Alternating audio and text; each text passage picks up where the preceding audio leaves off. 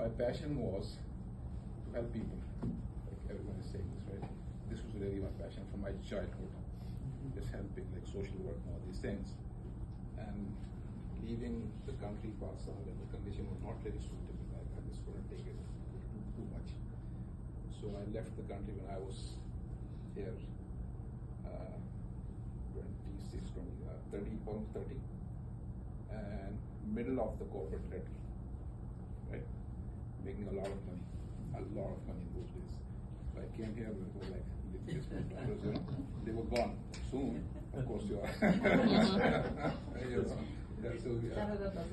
yeah. So they anyway. So the passion was to helping people. I do feel good seminars. The name is Feel Good Seminars for primary. We started in our own community in Urdu, Pakistan. Feel good, like why feel good?